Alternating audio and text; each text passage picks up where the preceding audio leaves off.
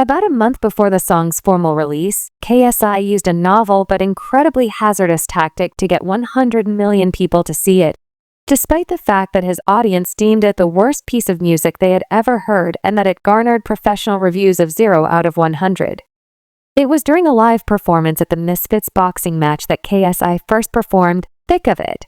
Although KSI was preoccupied with another official release, we collaborated to establish a lunchable competition, and just 16 days after a live performance, KSI debuted Lunch Low with Logan Paul and Mr. Beast. But because they were both involved in drama, people looked for any reason to criticize the product. The main issue was general nutrition, but TDM's tweet about KSI was the catalyst. What became of the YouTubers, man? I can't say anything more about this. It's just selling things to make money. How does this help their fans?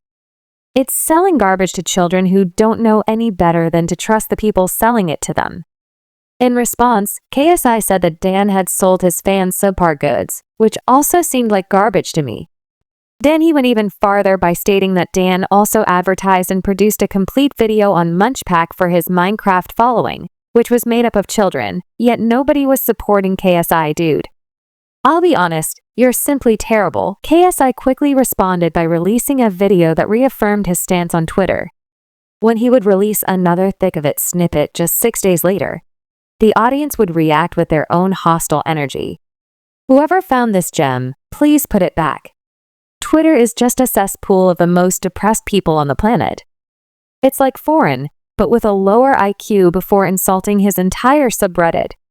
This song could probably clear a room faster than a fire alarm.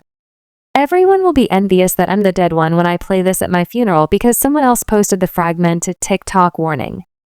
With over 6 million views, KSI is threatening to release whatever it is. When KSI called out Dant TDM once more, it attracted a lot of people who wanted to hate him.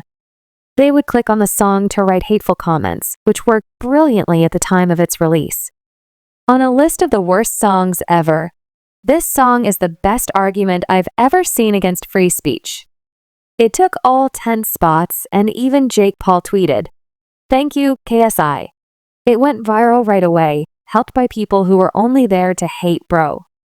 He took a 1.5-year hiatus from music. KSI replied, "Looks like you've got your next opponent lined up," and then introduced the risky but successful part of JJ's strategy while feigning annoyance at the hate the song was receiving today. But when you release this song, he finally got up and turned the off. TikTokers, you guys are just making fun of Rampage. Let's do it by making RT videos that make fun of the song and demand that people never take the Pierce again. Tweeting these ignorant fans who post derogatory remarks on my new song because I feel like they're affecting me is kicking the hornet's nest. Baiting the audience in the hopes that they will get more interested in him goes on to tweet about it 30 times. AJ planned his revenge by putting Thick of It on 6 separate people to blast the song through the streets of London, but the fact that you keep talking about it makes me think that it is getting to you. KSI must be punishing people by making them listen to his new song, Thick of It. It's called marketing, and I can't even promote it without people taking the piss. Now that the music video is finally here, let's do this. When KSI tried to perform the song in India, the crowd threw him a straight-up 0% or 5 out of 5 stars by people who wrote paragraphs just to take the piss out of it. KSI chose to give up completely, writing generational haters everywhere. I'm so tired of it at this point. He seemed genuinely tired of the height he was getting listening to the new KSI song until I cringed because it was so obvious what you were going to do. I'm happy even though I don't want to be here, so why don't you want to be here as well? You're only here to make fun of me like everyone else on the internet. I'm being kind. The worst, imagine putting your heart and soul into a project and then release it into world and everyone's going hot. The song debuted at number 81 on Spotify's Viral 100 chart, reached 10 million monthly listeners, and is currently my 9th top 10 single.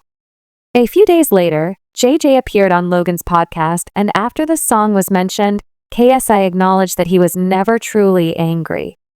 He clarified that there was some anger in the beginning of the 2 tweets that I made at Dan.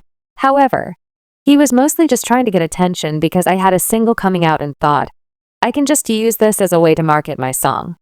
When I saw how many hateful people were making fun of it, I thought, Alright, cool. Let me just lean into this and be pissed off knowing that they will continue to make fun of me, stop making videos about me, and say that my downfall is imminent.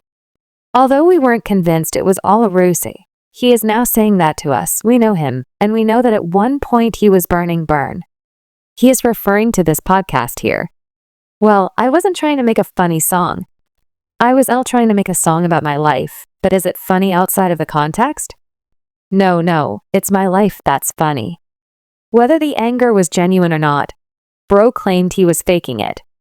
The song achieved exactly what KSI wanted, with over 80 million streams at $3,000 per million, an estimated $250,000 in Spotify earnings, and another $250,000 from its 100 million YouTube views.